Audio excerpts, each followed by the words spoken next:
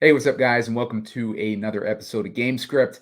Tonight, we'll be looking at the New York Jets versus the Los Angeles Chargers on Monday Night Football. It's a game being played in New York, and it has a 40.5 point total. So we got a low total there. New York Jets are 3-point dogs in this one, and we like targeting those dogs at home for DraftKings Showdown lineups and general betting. And tonight should be no different because we got a interesting matchup between the Jets and the Chargers. The Jets have been a terrible offense all season. They have an offensive line that's banged up.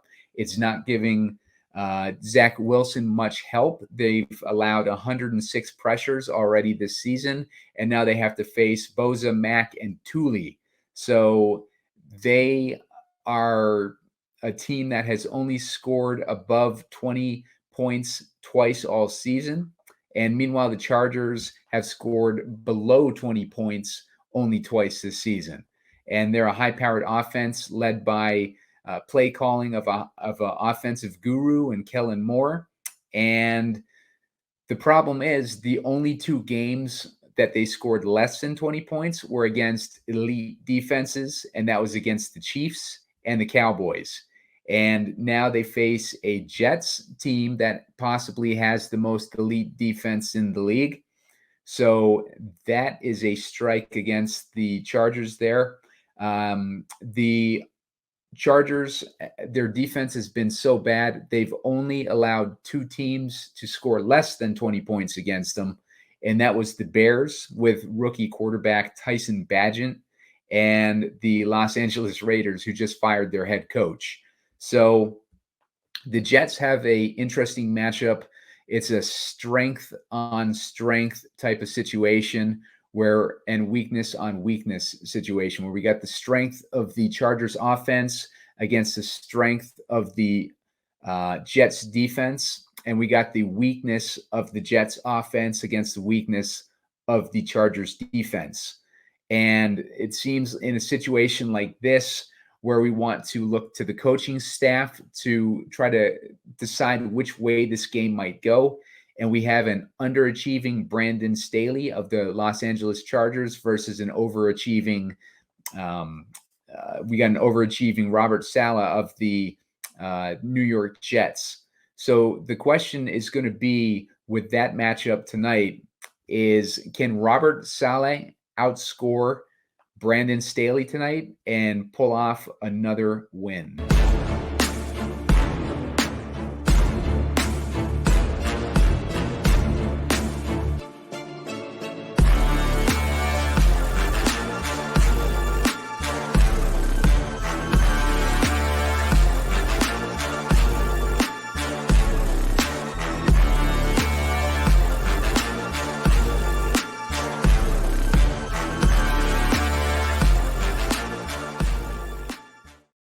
Hey, what's up, guys?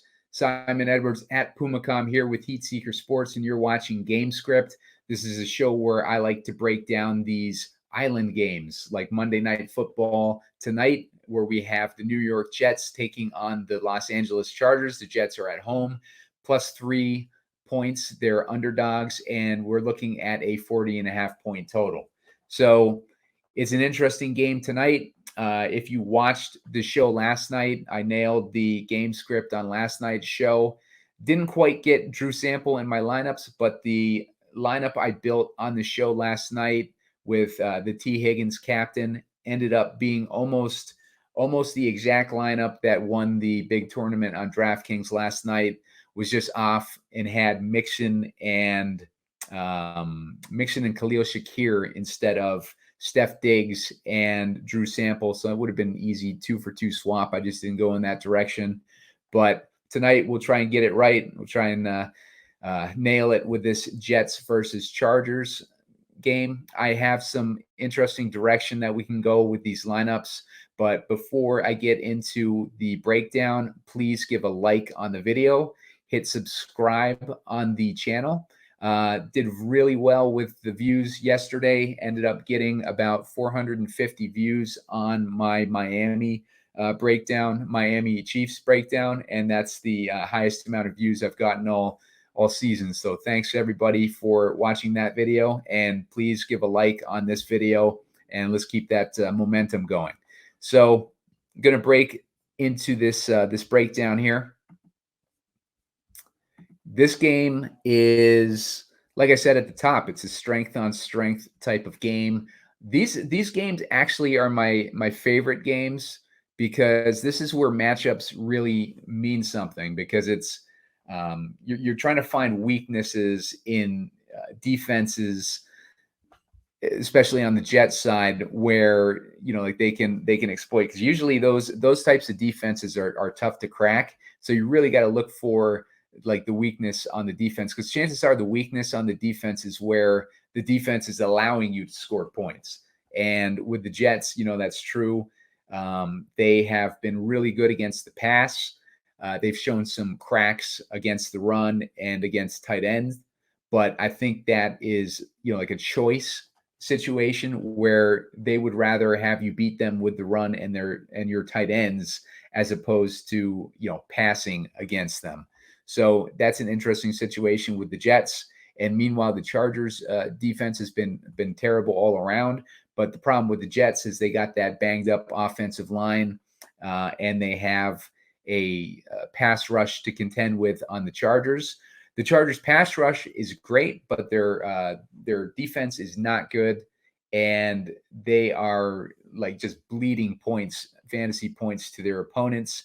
So no matter how good the pass rush is, it has not been effective as far as preventing fantasy points getting scored against the Chargers. So we'll dig in and try to come up with a way to build lineups to take advantage of that. A lot of people are going to be building 4-2 Chargers builds. That seems to be the popular way to go tonight, and that's completely makes sense. But we do have a lot of good offensive weapons on the Jets that we can use, and we have some matchup situations that are interesting on the Jets as well. So let's dig into that now. First up, Austin Ekeler. He's sure to be the highest owned captain on the slate tonight. Ekeler has been really good this season. Well, when he's healthy, he's been good, I should say. He's been hurt for a lot of this season. He had a high ankle sprain. He came back a couple weeks ago against Dallas. Week 1 is a better idea of what Ekeler does when he's healthy. That's 29.5 DraftKings points. Week 6 is when he came back. He scored 10.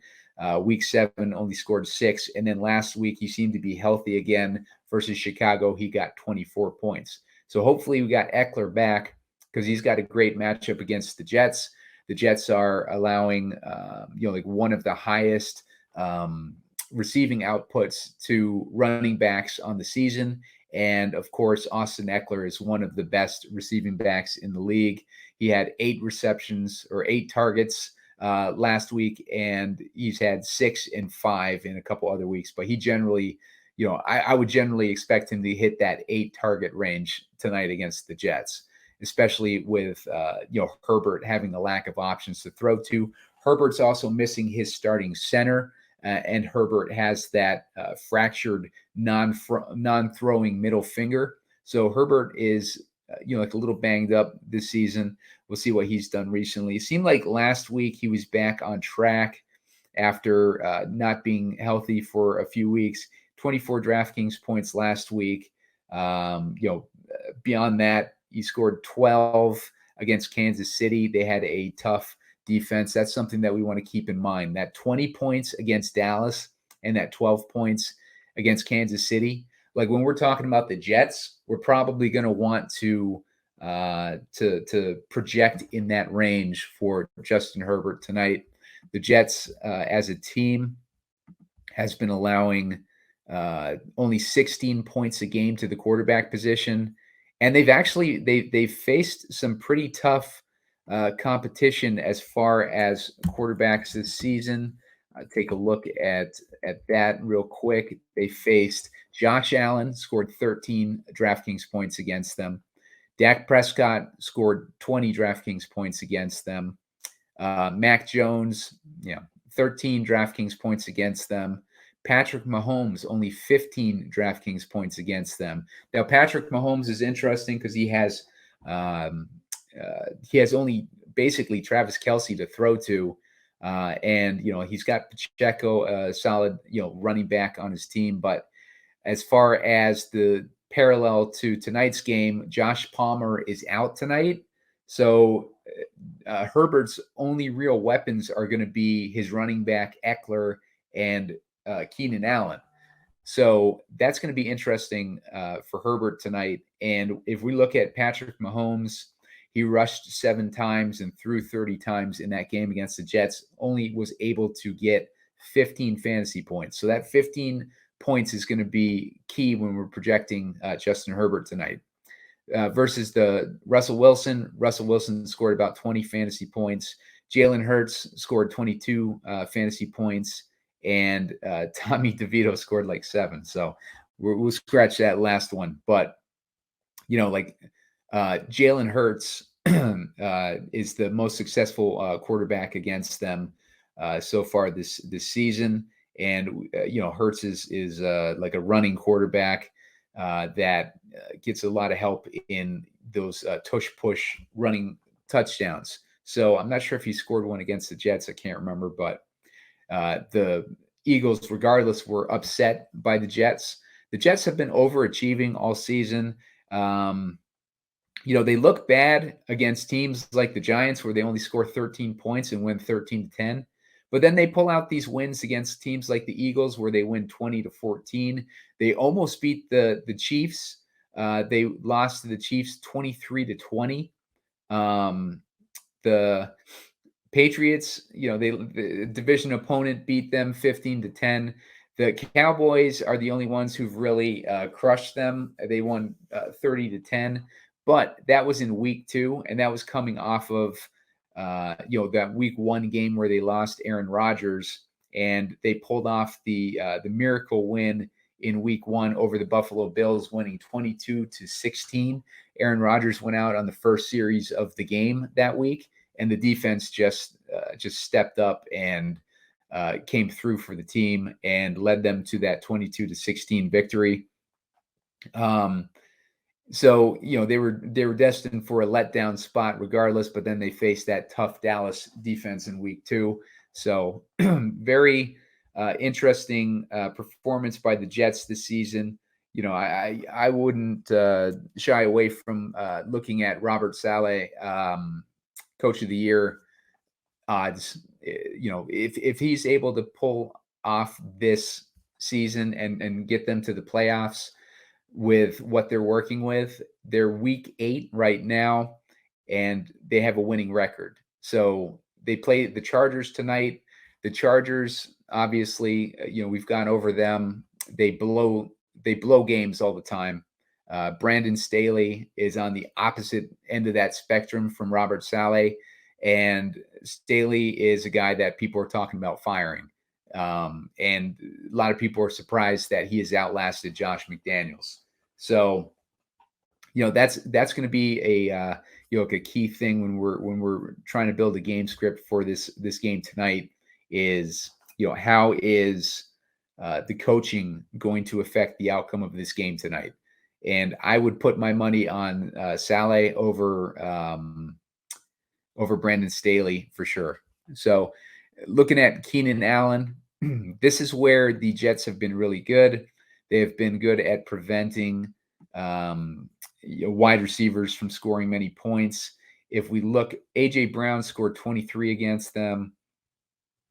If we look further than that, though, you have to look to week 2 to see the last wide receiver that broke 20 points against them. That was CeeDee Lamb. CeeDee Lamb, also a like slot receiver like Keenan Allen. CeeDee Lamb scored 28 points, and then Stephon Diggs scored 29 points.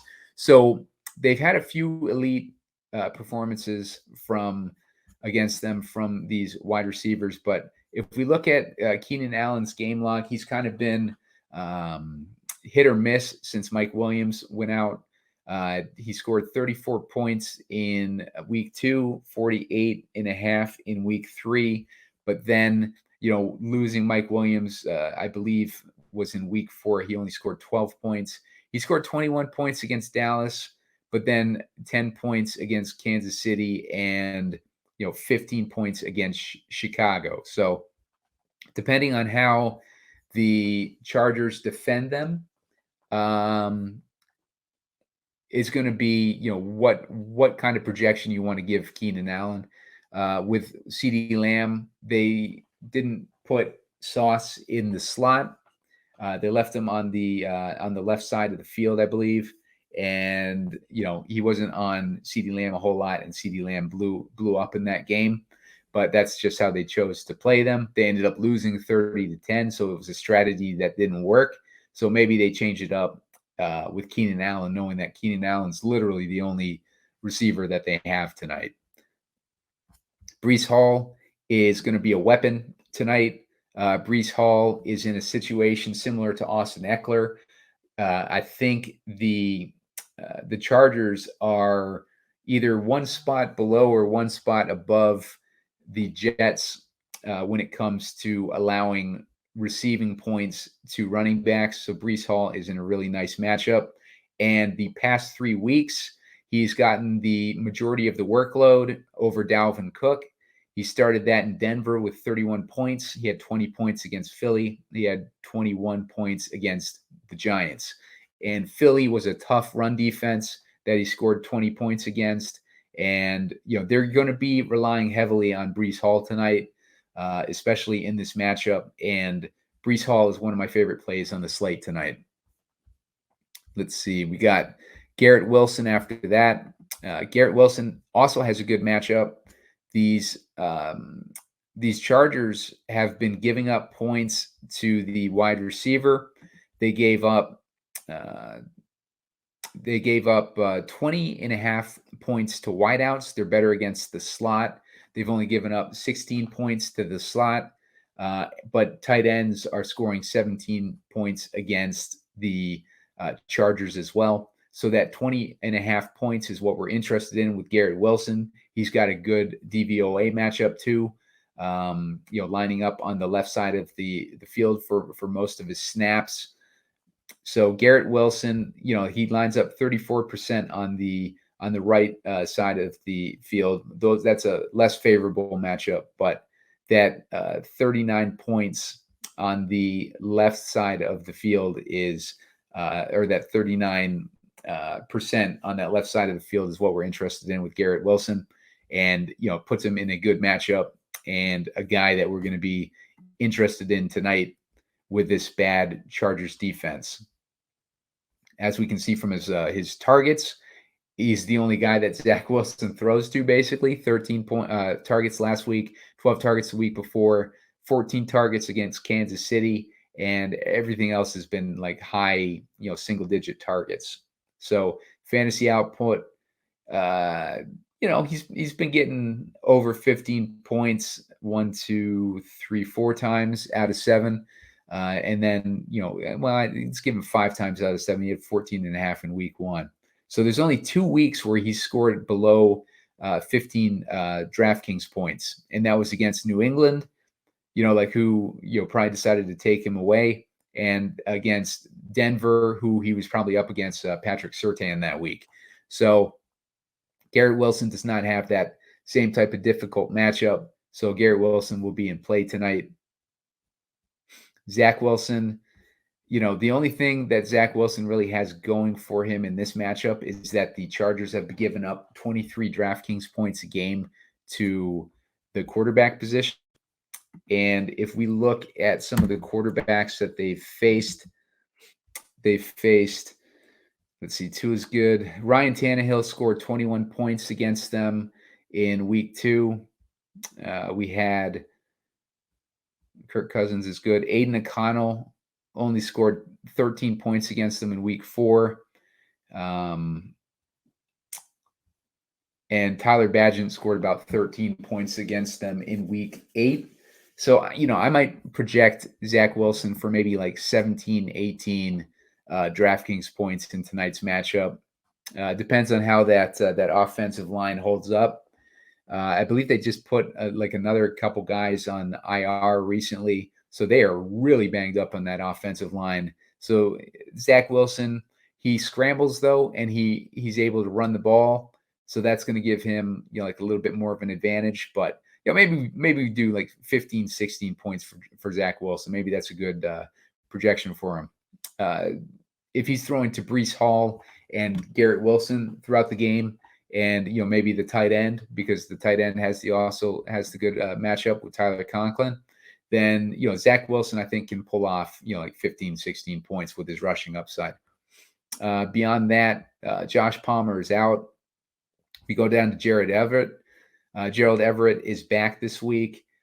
He's going to be needed. Him and Donald Parham are going to be needed because tight end is the weak spot for this Jets defense. And on top of that, like, they just need receiving help in general. That was our premise behind starting Everett a couple weeks ago. And Everett ended up getting 12 points against Kansas City. I think he ended up in the optimal lineup. So we ended up having a good call there. 11 points versus Dallas. Other than that, he hasn't really done anything, but those are two tough pass defenses that he's faced, and he scored double-digit points against both of them. He got 4 targets versus Kansas City and 5 targets versus Dallas. He scored a touchdown in both those games. Don't be surprised if we see a tight end on the Los Angeles Chargers score a touchdown tonight, and you might want to keep him involved in your lineup. Allen Lazard is a guy that I'm a little less interested in. He has the advantage of that Chargers matchup, but he's only had, 15 points is his highest output, and that was in week 4 against Kansas City. So, you can leave him in your lineup. He's questionable tonight. Keep an eye on that status report, but he's expected to play.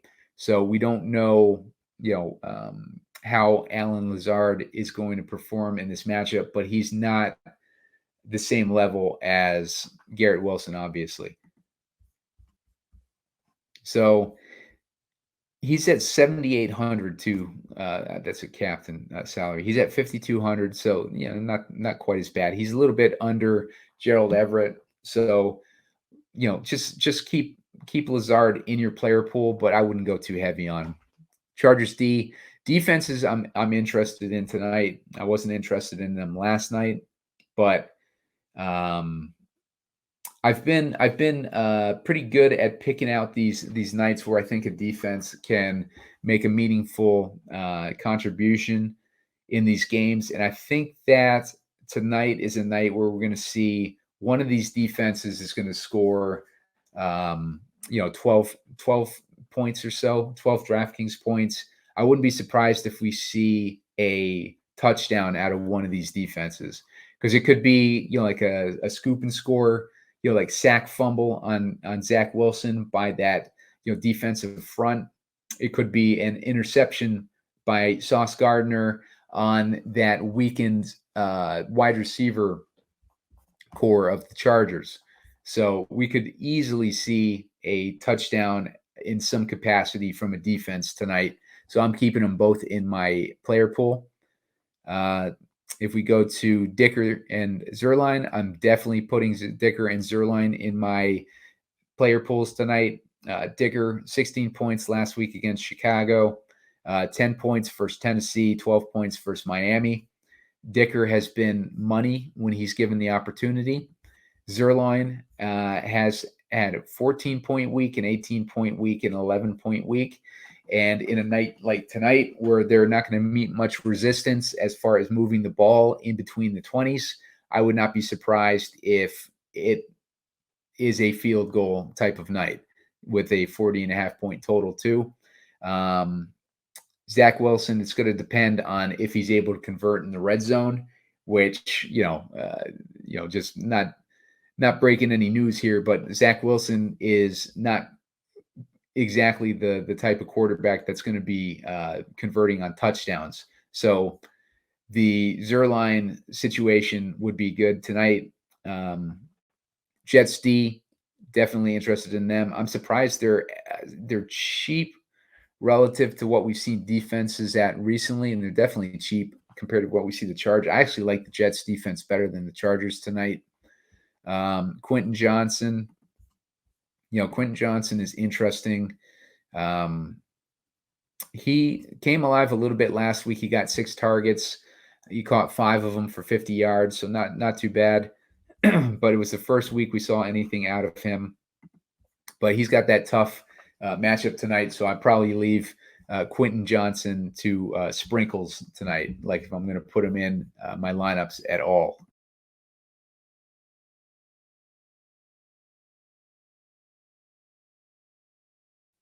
All right, so if we're going past Quentin Johnson, we got Donald Parham there at 3,200. With your decision making on these tight ends, I would probably just go with whoever fits, depending on the salary. And if they both fit, then just rotate them in, or maybe put both of them in. Like that would be different. Putting both tight ends, I don't think there's going to be a lot of people wanting to jam in 2 tight ends. But against the Jets, like that's where you want to go is the tight end. And we can see. Let's take a look at what tight ends have done against the Jets so far this season. If we're looking at the tight end position versus the Jets, let's see the biggest performance. Farrell Brown had 15 points against them in week 3. We had Travis Kelce had 12 points against them, but Noah Gray had 10 points against them. I believe they were shutting down Kelce pretty good that night. Troutman had almost 13 points against them. Dallas Goedert, they were able to shut down Dallas Goedert, but Dallas Goedert had 8 targets against them regardless. And then last week, there's just nobody on the Giants. The Giants just suck. So I'm not even gonna just mention them in this list. But you saw the output by guys like Troutman, Noah Gray, Farrell Brown. It's a Jake Ferguson scored 10 points against them too.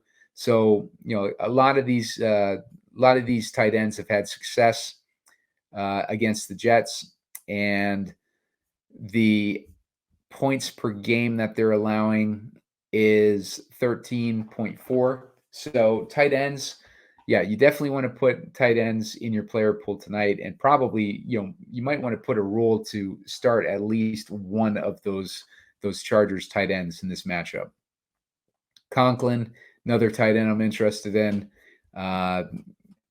Didn't do much last week, but as far as targets recently, he had 4 against Philly, 5 against Denver, 6 against KC, 5 against New England, 6 against Dallas. If he's getting like 6 targets against the Chargers have allowed 17 points a game to that tight end position. And we can take a quick look at which tight ends have been successful against them. Chigakonkwo didn't do anything against them. Hawkinson scored 15 points.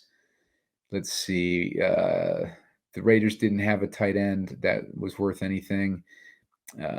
Ferguson scored only 2.5 points against them. Travis Kelce scored 39 points against them, and Cole Kmet scored 18 points against them last week. So, it's kind of skewed with those last 2 weeks with the Chargers versus tight ends. So maybe that's something where we focus more on the Chargers side with those tight ends, because we have more areas to go to with tight ends or with just players, weapons on general on the Jet side anyways. So tight end isn't a necessity on the Jet side, but it seems like it's going to be a necessity on the Chargers, and the Chargers like to use their tight ends.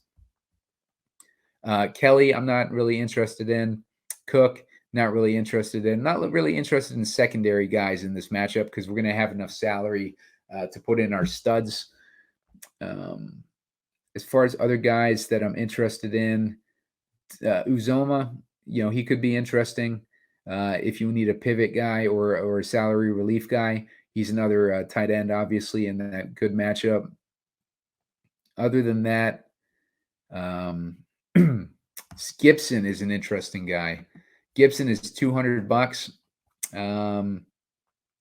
He's a guy that can do these splash plays, but he's not being really integrated into this offense. So maybe just keep a mental note on him without forcing him into too many lineups. Darius Davis, here's a guy that I've been talking up the last few times. Ended up getting 2 targets the last couple weeks.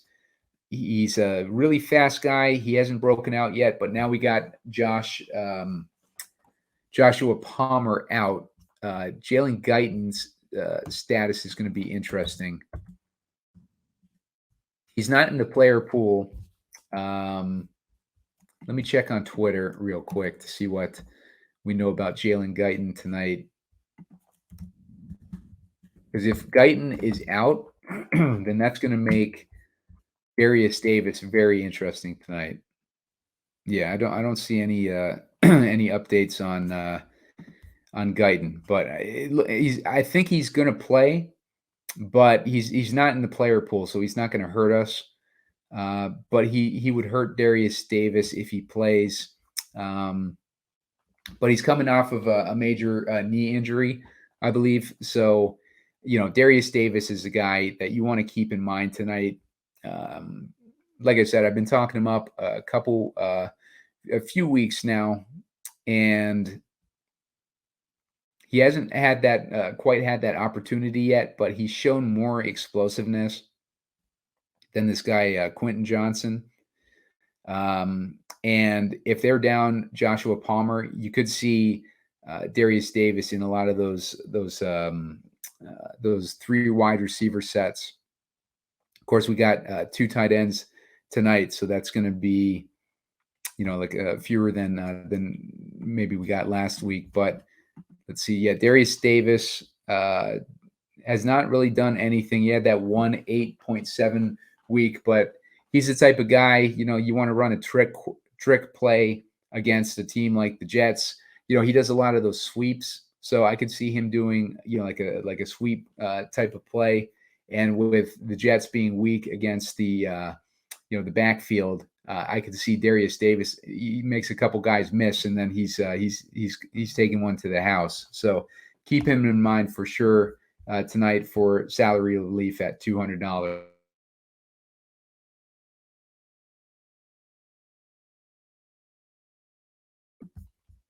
All right, let's build a lineup here. I think I've gone through that pool pretty good. Ekeler will be the most popular, so we'll start with a chalky build. Ekeler will be the most popular. Let's find out who the optimizer likes. They got Keenan Allen in the captain, but I don't want to go in that direction. I will put Keenan Allen though in the lineup because that's what the optimizer is asking to do. They actually do have Darius Davis in there in the optimal. This is RG that I'm looking at for their optimizer. Just going off the base projections. Garrett Wilson, obviously talked about him. That leaves us with 5,300 in salary. Now, the direction that these guys want us to go, they want us to put in Breece Hall, who I agree with, and that leaves us 200. I don't want to put 2 scrubs in this lineup. I'm going to take Keenan Allen out of this lineup because I think that we can get more points if we go in a direction like if we let's put in Parham. That gives us 8,600 left. And that gives us opportunities like putting in Gerald Everett, Alan Lazard, Chargers. You can get either one of the kickers in that situation. If you wanted to, maybe instead of Parham, we put Everett in. That leaves us with 62, kind of a similar situation. So you can rotate those guys out of whatever direction that you choose to go. If you're going in this direction, maybe we take out Wilson and we put in Herbert. Let's put in Herbert. Let's take out Everett. Put Parham back in.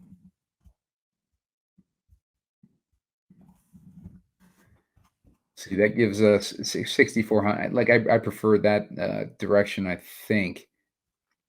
But it's hard to take a guy like Wilson out but you're gonna have to make one. We're gonna have to make one of these decisions. If we want to take, maybe Ekeler out, maybe we put Breece in that captain spot. I don't think it'll save us. I don't think it'll save us much, honestly.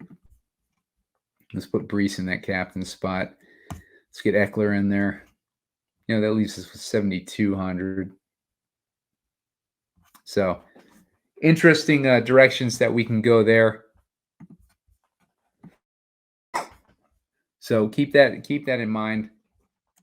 But they want the optimizer wants us to put Keenan Allen in the captain, and put in Ekeler over Herbert, and then put in a bunch of scrubs for the rest of it, or Breece, and then let's see, they didn't want Parham, they wanted Wilson in there. Like they just want to. I just don't like putting in these going dumpster diving like this, but. We fought, Spread and I fought Bob Gomes and I fought the optimizer the other day, putting in those two running backs, and they ended up being in the optimal. So I'm just going to do what they say in this one. So I'm going to clear that one out. I'm going to think a little bit more Gamescript. I'm going to say that, Breece Hall, I'm going to go for a Jets game in this one. I'm going to say Breece Hall, comes through for us, and has one of those classic Breece Hall games. He's able to run on the Chargers and get that passing game going. I want Ekeler in there because he's got the best matchup on the other side. I'm going to put Garrett Wilson in here, like assuming that they're able to rack up PPR points there. And I'm going to go let's go with Parham, just to get one of those tight ends in there. That leaves me with 4,800 per guy. If I did want to go dumpster diving for one guy, it would be Darius Davis. Darius Davis, where is he at? Here he is. That leaves me with 9,400. Like that leaves me an option to put in a guy like Zach Wilson. I could put in, Zach Wilson's really the only guy up in that upper price range to even put in. If you wanted to, maybe we swap out Garrett Wilson with Justin Herbert. That leaves us with 7,200. Kind of in that situation that we saw earlier. So. In this other build though, let's put in the Jets D. Let's put in the Jets D in here. That leaves us with 14,800. So that way, if we wanted to put in Herbert, we could. If we wanted to put in, we could put in any other guy in this lineup and have salary left on the table in a low-scoring night like tonight. Maybe I'd take Davis out of there and put in one of these kickers. Let's put in Zerline. So that leaves us with 10-6. And, we could get Garrett Wilson in there. At that point, it'd be like a 4-2 on the Jet side. But it's a completely reasonable 4-2. I could see it like happening. We got Breece Hall, scoring most of the points on the Jets side. Ekeler is doing the damage on the Chargers side. We got the Jets D is putting them in good field position for Breece Hall to capitalize on that. And Greg Zuerlein is mopping it up when Breece Hall doesn't score the touchdowns. We got Donald Parham and Austin Ekeler are getting those, moving the ball for the most part. For the Jets, we could put in Garrett Wilson at this point too, if we want, like a guy that can move the ball down the field in addition to those other guys and push it down the field. Leaves us with a ton of options. You could put in Zach Wilson if you want. I would definitely go Garrett Wilson over Zach Wilson because I think those PPR points are going to be huge tonight in a low-scoring game. Even if he only gets 50 yards, if he's getting 10 targets, let's say he gets 8 receptions for 50 yards, that's 13 points in the slate like this. So, keep that in mind. Another direction you could potentially go tonight. Tonight is the type of night where you could see kickers in the captain. If we wanted to go Zerline in the captain, we want Ekeler, we want Breece Hall, we want Garrett Wilson. Let's say we want. Oh well, we can't get Herbert in there if we do all that. Let's say we get rid of Garrett Wilson. Let's put in Herbert. That leaves us with 4,600 per spot. We could put in Jets D in that situation, and that leaves us with like 5K. You could put in Chargers D. You could put in Dicker the kicker. You got Quentin Johnson, Parham. Like to get one of those tight ends in there. We got a lot of options in that route too, but I don't feel that putting the kicker gives me enough upside with these other guys that I have in here. So I might not go in that direction, but it is a direction that you can go in. And the thing is too, when you got a low scoring game like this, like if you wanted to, like you could put in Parham in the captain. You're not going to get penalized because maybe the highest scoring guy in this matchup is 15 fantasy points, and Parham gets like 12. So if you put Parham in there, and you're getting the salary savings, like you could they give you 6K left. If you wanted to take the Jets out, and you wanted to put in Garrett Wilson, that leaves us that we have Ekeler, Hall, Herbert, and Wilson in there, as well as Parham and the captain. And then you have options like Dalvin Cook. You got look how many stars Darius Davis. What's up, bud? Ooh, very good, bud. Get a lot of stars today. Gives you a bunch of options for other guys that you can put in there, and it's pretty cheap. So that's a way to go. I'll put out another video if I can. It's pretty late right now, but my kid just came home, so I got to get out of here. But good luck, guys, and we'll see what happens tonight.